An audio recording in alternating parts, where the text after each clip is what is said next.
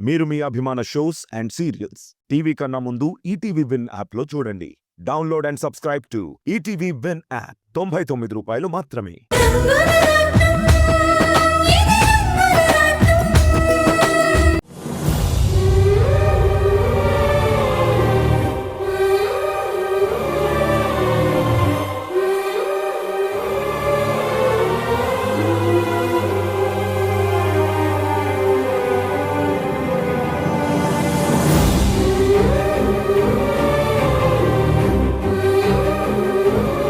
అమ్మా రాణి, కాఫీ తీసుకోమ్మా.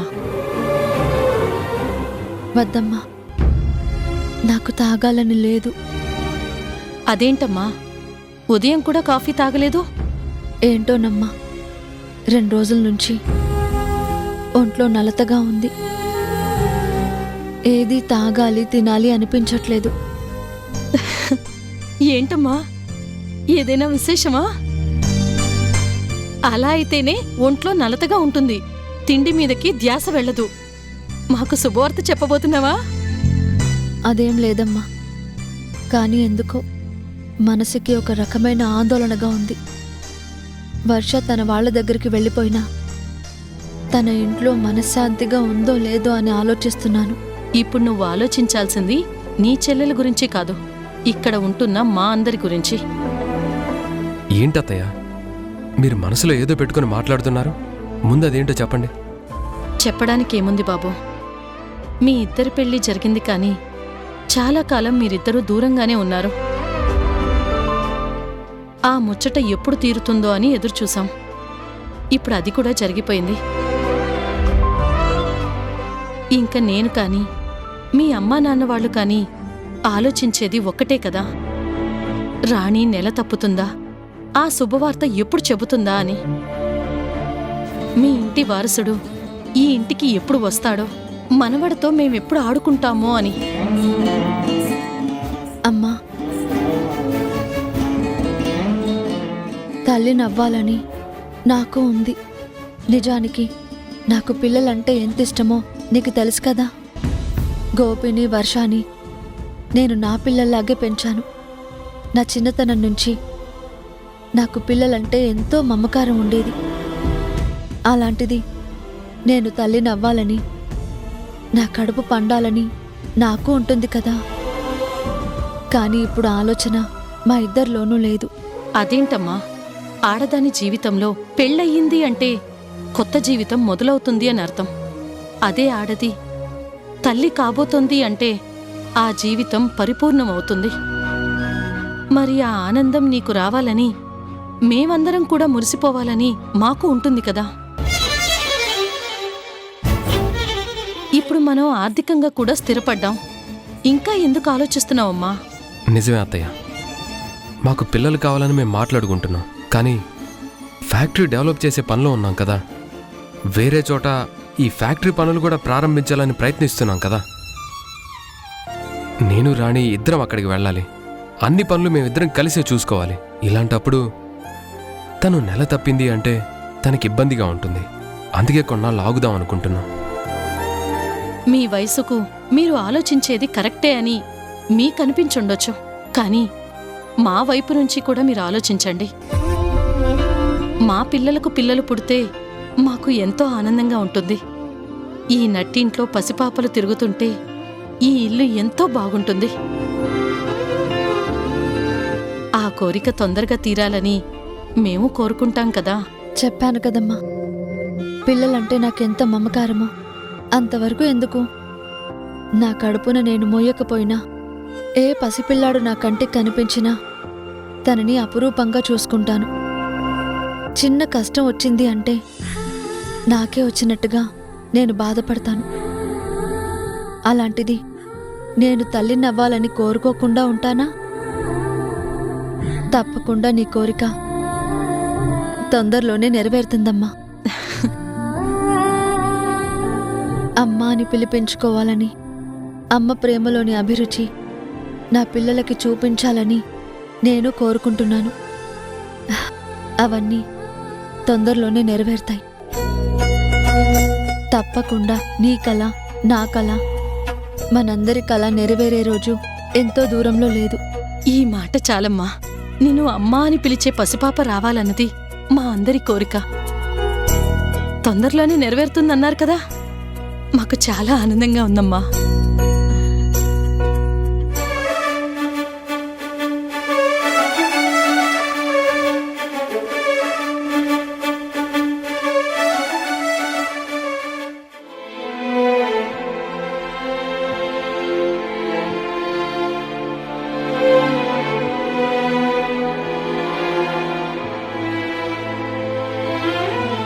ఏంట్రా ఇద్దరు అలా బయట కూర్చున్నారు? రండన్నయ్యా, మేమిద్దరం ఒక విషయం గురించి ఆలోచిస్తున్నాం. దేని గురించమ్మా? ఇంకా ఆలోచనలే ఉంటాయిరా.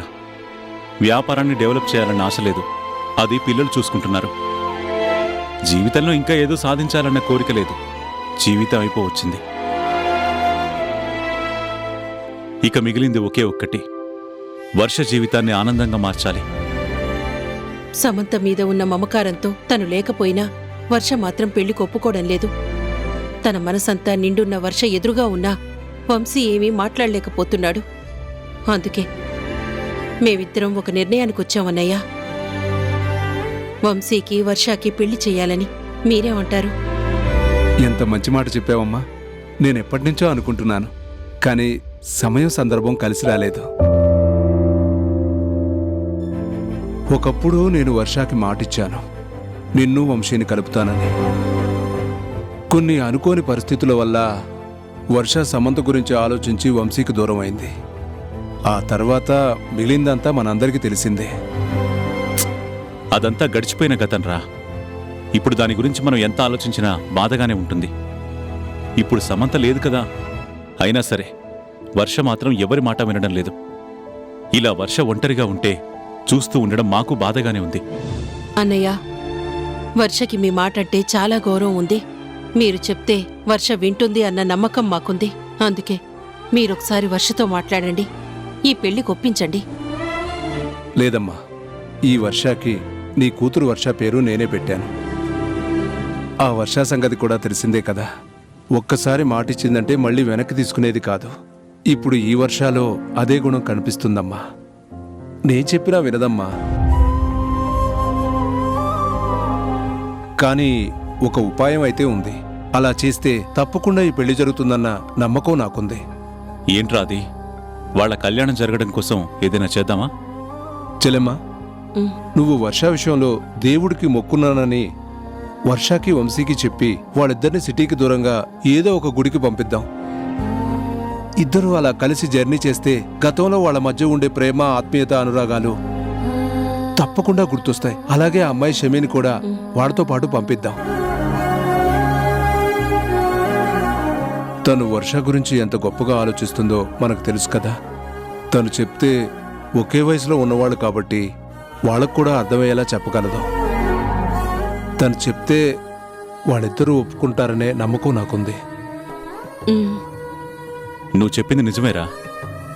వర్షకు కూడా ఆ అమ్మాయి మాటంటే చాలా గురుంది. తను చెప్పిందంటే తప్పకుండా ఒప్పుకుంటుంది. మరి ఎక్కడికి పంపిద్దాం? దాందే ఉందండి, ఏదో ఒక గుడి అని చెప్పి పంపిద్దాం. దేవుడికి మొక్కుకున్నాను అంటే వర్ష ఖచ్చితంగా కాదు అనదు. సరే అయితే షమీకి ఫోన్ చేస్తాను. ఉమ్.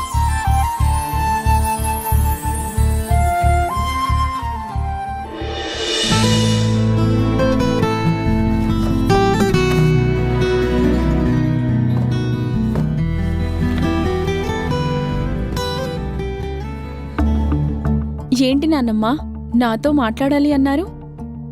అవునమ్మా, మేమెవ్వరమూ చేయలేము అనుకున్న పని నువ్వు చేసి చూపించావు. వర్ష మా మనవరాలని మాకు తెలిసినా కూడా మా కోడలికి ఎలా సమాధానం చెప్పుకోవాలో కూడా మాకు అర్థం కాలేదు. వర్ష ఇంటి నుంచి వెళ్ళిపోతుంది, మాకు దూరం అయిపోతుందని మేమందరం భయపడ్డాం. ఏ సాక్ష్యం కోసమైతే అందరూ అడుగుతున్నారో ఆ సాక్ష్యాన్ని అదే సమయంలో నువ్వు తీసుకొచ్చి మా రక్తాన్ని మా ఇంట్లో ఉంచేలా చేశావు. ఏ దేవత కరుణిస్తుందా అని ఎదురు చూసిన మాకు ఒక దేవతలా నువ్వే వచ్చి అంత మంచి పని చేశావు. అది నా బాధ్యత. మీరు వర్షాన్ని ఎంతగా అభిమానిస్తున్నారో నేను కూడా తనని ఒక చెల్లిగా అంతకన్నా ఎక్కువగా అభిమానిస్తున్నాను. నా చెల్లి బాధపడితే నేను భరించగలనా? తను ఎక్కడుంటే సంతోషంగా ఉంటుందో నాకు తెలుసు. మీరందరూ బాగుండాలని కోరుకున్నాను కాబట్టే నేనా బాధ్యత తీసుకున్నాను. చాలా సంతోషం అమ్మా. స్నేహితురాలిగా పరిచయమైన నువ్వు మా అందరికీ ఆప్తురాల్లా మారిపోయావు. అందుకే నీ మీద మరొక బాధ్యత పెట్టాలనుకుంటున్నాం. ఏంటి తాతయ్య అది? అమ్మా, నువ్వు చిన్నపిల్లవైనా సరే నువ్వు మాత్రమే చేయగలవు అన్న నమ్మకంతో నీకు బాధ్యత అప్పగిస్తున్నాం. వంశీకి, వర్షాకి పెళ్లి చెయ్యాలి. అది నీ ద్వారానే అవుతుందని మేం నమ్ముతున్నాం. వాళ్ళిద్దరినీ కలపాలని నాకు ఉంది. కానీ వర్షతో ఎన్నిసార్లు మాట్లాడినా తన ఆ టాపిక్ మాత్రం తీసుకురానివ్వట్లేదు. ఏం చేయాలో నాకైతే అర్థం కావడం లేదు. ఇదంతా నేను చేసిన తప్పేనమ్మా. వర్షం మా మనవరాలని తెలియకముందు తన మీద కోపాన్ని పెంచుకున్నాను. నా పెద్ద మనవరాలికి న్యాయం చేయాలన్న ఉద్దేశంలో చిన్న మనవరాలికి నేనే అన్యాయం చేశాను. ఆ పాపమే ఇప్పుడు శాపంలా వెంటాడుతోంది. సమంత మా అందరికీ శాశ్వతంగా దూరం అయిపోయింది. తన జ్ఞాపకాల్ని మాత్రమే మిగిల్చింది. పోనీ వర్ష అయినా ఆనందంగా ఉంటుందనుకుంటే అక్కకిచ్చిన మాట నేను తప్పలేను అని ప్రేమించిన వంశీని దూరం చేసుకుంటుంది. తన ముందే ఉన్న వంశీ వర్షాన్ని పెళ్లి చేసుకోవాలని నిర్ణయించుకున్నా వర్ష మాత్రం ఎవ్వరి మాట వినిపించుకోవడం లేదమ్మా. నువ్వే తనని ఒప్పించగలవని మేం నమ్ముతున్నామమ్మా. ఏం చేయాలో చెప్పండి, తప్పకుండా చేస్తాను. చెప్పాను కదా, వాళ్ళని కలపాల్సిన బాధ్యత నా మీద ఉంది అని. దీని గురించి నేను పూర్ణ ఒకటి ఆలోచించాం. సిటీకి కొంచెం దూరంగా ఉన్న ఒక ఊర్లో ఒక టెంపుల్ ఉందని వాళ్ళకి చెప్పాం. ఆ గుడికి వాళ్ళని పంపిస్తాం. వాళ్లతో పాటు నువ్వు కూడా వెళ్ళమ్మా. అక్కడ నువ్వు ఏం మాట్లాడతావో, ఎలా మాట్లాడతావో మాకు తెలీదు. కానీ తప్పకుండా వాళ్ళిద్దరినీ పెళ్లికి నువ్వు ఒప్పించాలి. వర్షాన్ని పెళ్లి చేసుకోవడానికి వంశీ ఎప్పుడూ సిద్ధంగానే ఉన్నాడు. కానీ మనసులో ఉన్న ప్రేమని సమాధి చేసుకోకుండా వంశీని పెళ్లి చేసుకోవడానికి వర్ష ఒప్పుకోవాలి. ఏం మాట్లాడతావో, ఎలా మాట్లాడతావో నీ ఇష్టం.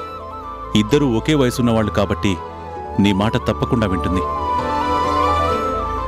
అదే కాకుండా నువ్వంటే వర్షకి ఎంత అభిమానమో మాకు తెలుసు.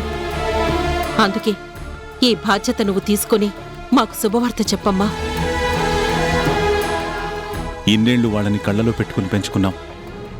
మేం కళ్ళు మూసేలోగా మా మనవరాలు ఆనందంగా ఉండాలనేదే మా కోరిక. అది నువ్వే తీర్చాలమ్మా. అలా మాట్లాడకండి తాతయ్య. నన్ను నమ్మి మీరు ఇంత పెద్ద బాధ్యత నాకు అప్పగించారు. ఇది నాకు చాలా సంతోషంగా ఉంది. మీ పాదాల సాక్షిగా చెప్తున్నాను, ఏం చేసైనా సరే వాళ్ళిద్దరినీ పెళ్లి కొప్పించి వాళ్ళని కలుపుతానని నేను మీకు మాటిస్తున్నాను.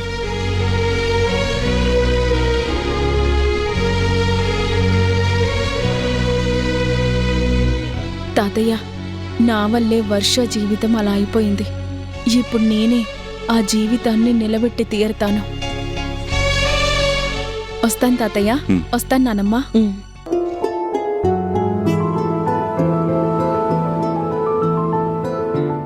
అమ్మ వర్ష, వర్ష!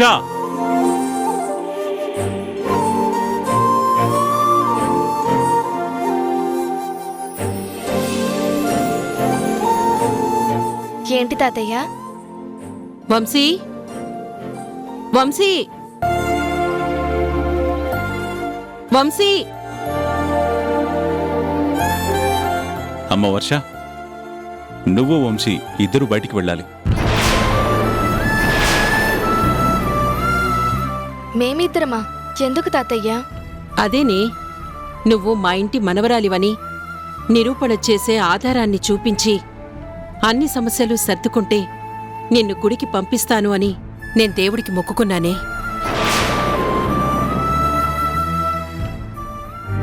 అనుకున్నట్టుగానే ఆ దైవం కరుణించింది కదా. అందుకే వెళ్ళి మొక్కు చెల్లించుకోమంటున్నాను. అప్పుడు అందరం కలిసి వెళ్దాం. మేమిద్దరం కలిసి వెళ్ళడం ఎందుకు? భలేదానివి వర్ష. ఇక్కడ చాలా పనులుంటాయి కదా. మావయ్య గారు ఇప్పుడు జర్నీ చేయకూడదు. అందుకే వీళ్ళిద్దరూ ఇంట్లోనే ఉంటారు. సిద్ధు ఆఫీస్ వర్క్ చూసుకోవాలి, నాకేమో ఇంటి పనులున్నాయి. అందరికీ ఎవరి పనులు వాళ్ళకున్నాయి. అందుకే నువ్వొక్కదానివే వెళ్ళడం ఎందుకు? వంశీతో పాటు వెళ్ళు. నిన్ను వంశీని కలపాలనుకుంటున్నారు. సరదాగా వెళ్ళిరండి. వద్దండి, మేమిద్దరము వెళ్తే ఏం బాగుంటుంది? వర్ష, ఇందులో బాగుండకపోవడానికి ఏముంది?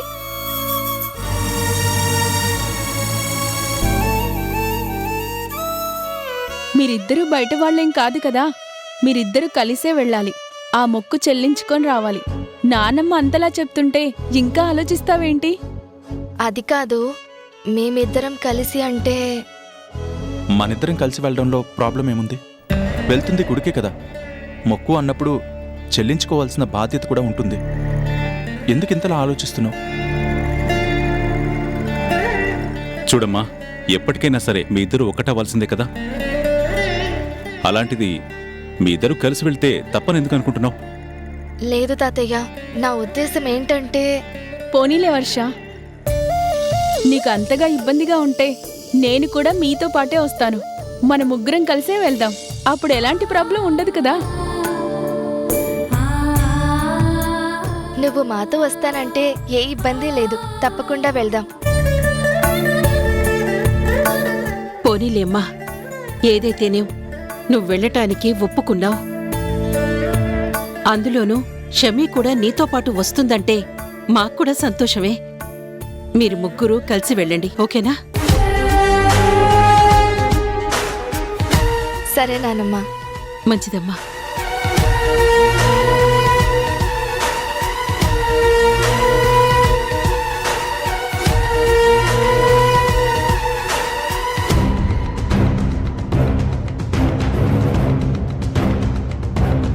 నాకు అర్థమైంది వదినా. మీరందరూ కలిసి చాలా తెలివిగా వాళ్ళిద్దరినీ పంపించాలని నిర్ణయించుకున్నారు. వర్ష ఒప్పుకోకపోయేసరికి ఇదిగో ఈ స్నేహితురాలు వచ్చేసింది. ఇది కూడా వాళ్ళిద్దరినీ కలపాలనే ట్రై చేస్తోంది కదా. కానీ నేనుండగా వాళ్ళని కలవనివ్వను. గుడికి వెళ్ళి వాళ్ళు మొక్కు చెల్లించుకుంటారు. అసలేం జరుగుతుందో మొత్తం నేను తెలుసుకుంటాను.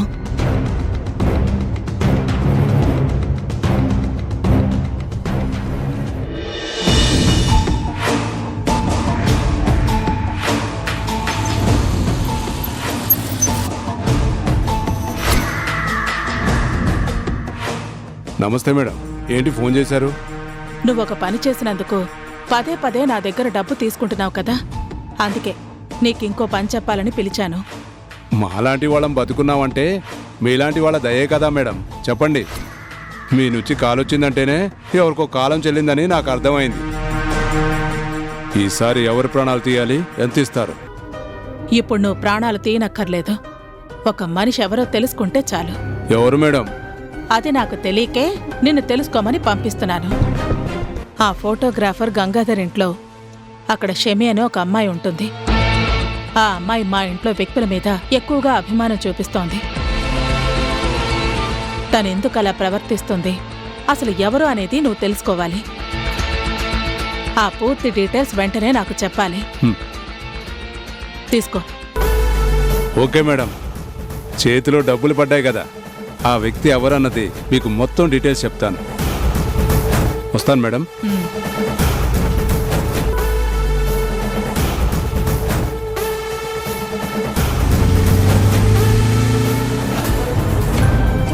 నేనొక ప్లాన్ చేస్తే మొత్తం రివర్స్ చేసేస్తున్నావు.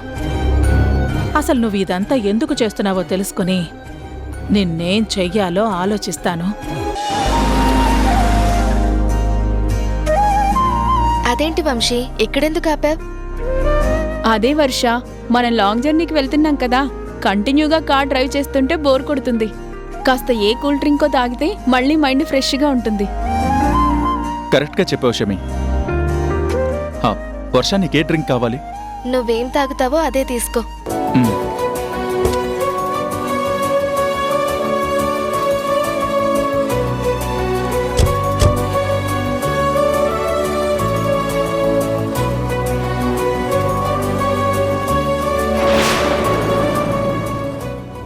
అరే మామ అటు చూడరా, ఒక్కడిద్దరిని వెంటేసుకొని తిరుగుతున్నాడు.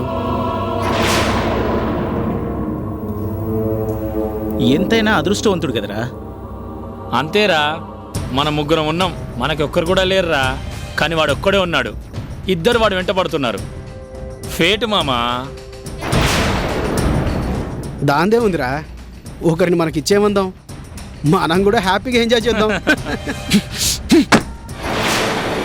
పదవంశీ ఇక్కడి నుంచి వెళ్ళిపోదాం. వాళ్ళలా మాట్లాడుతున్నారని వెళ్ళిపోతే ఇలాంటి వాళ్ళకి భయపడిన వాళ్ళమవుతాం. సరిగ్గా బుద్ధి చెప్తే ఇంకెప్పుడు ఎవరిని కామెంట్ చేయరు. మామా హీరో వస్తున్నాడు, ఫైట్ చేస్తాడేమో. ఇది సినిమా కాదు కదా హీరో గెలవడానికి, జీవితం విలనే గెలుస్తాడు. ఏంట్రా వాగుతున్నారు? ఏం లేదు బాసు, నువ్వు చూస్తే యావరేజ్గా ఉన్నావు. నీ రేంజ్కి ఇద్దరు అవసరమా చెప్పు? ఒకరితో నువ్వు ఎంజాయ్ చేయి, ఒకరిని మాకు వదిలేసాయి. రే, ఏంట్రా ఏం మాట్లాడుతున్నావు? ఇద్దరు ఆడవాళ్లతో బయటికి వెళ్తున్నారంటే ఆ ఉద్దేశం తప్ప ఇంకే ఉద్దేశం ఉండదా? ఏంటి నీతులు చెప్తున్నావు? వాళ్ళిద్దరు నీకు చెల్లెలు కాదు కదా. అమ్మాయిని వెంటేసుకుని తిరిగేవాడు ఇలాగే చెప్తాడు. ఎక్కువ చేయకుండా ఒకరిని మాకు వదిలే. వదలటం కాదురా, మీ ముగ్గురిని తన్ని పోలీసులకు అప్పచెప్తాను.